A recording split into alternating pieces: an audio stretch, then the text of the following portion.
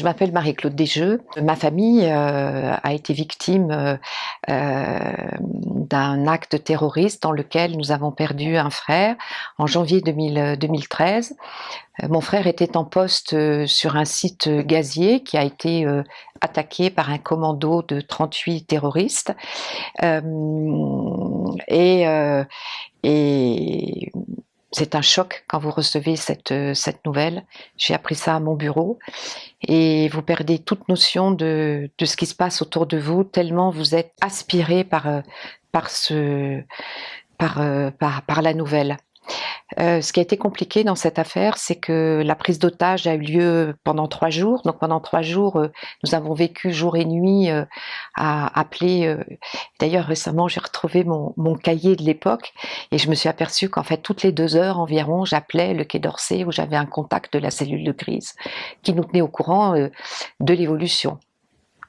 La grande question qu'on s'est posée, bien évidemment, c'est de savoir comment un commando dans le désert pouvait attaquer un site alors que un pays souverain comme l'Algérie peut ne pas voir ces 4x4 qui passent dans le désert et qui s'approchent dangereusement de ce site gazier. Ça a été notre première question. Donc mon frère est pris en otage le 16 janvier.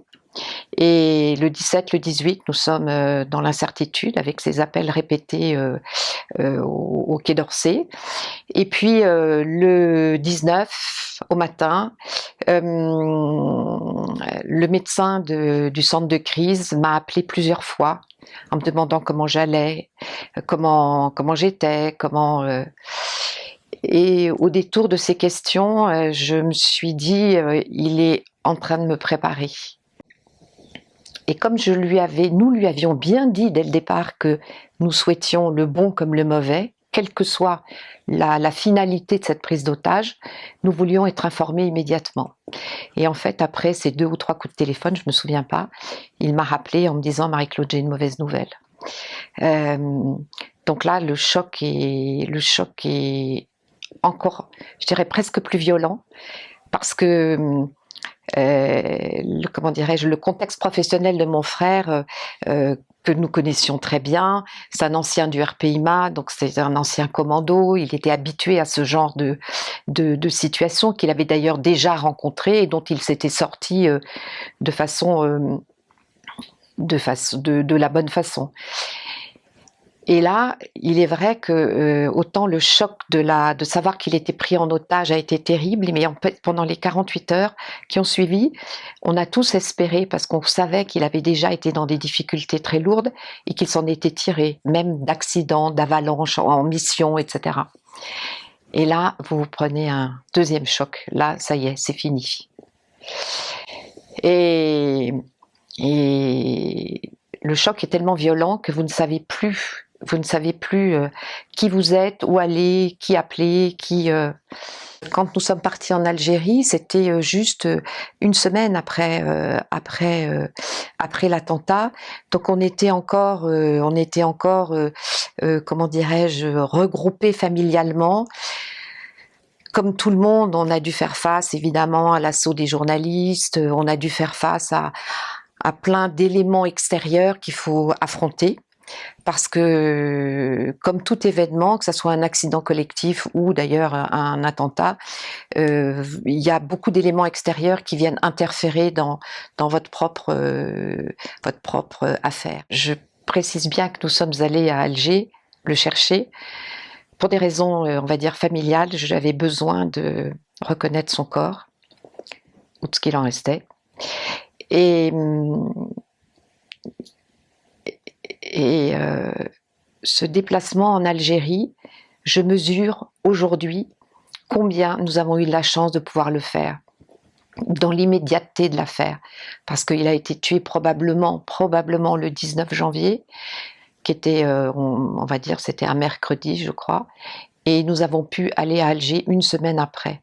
Quand nous sommes rentrés, on va dire, dans la tourmente administrative, où là vous êtes un peu dépassé parce que vous ne savez absolument pas de quoi on vous parle, des problèmes d'indemnisation, des dépôts de plainte, de l'ONAC, on vous dit que vous êtes victime de guerre, que les enfants peuvent être pupilles de la nation, etc. Tout ça, vous comprenez pas bien. C'est le début de mon histoire avec la FENVAC.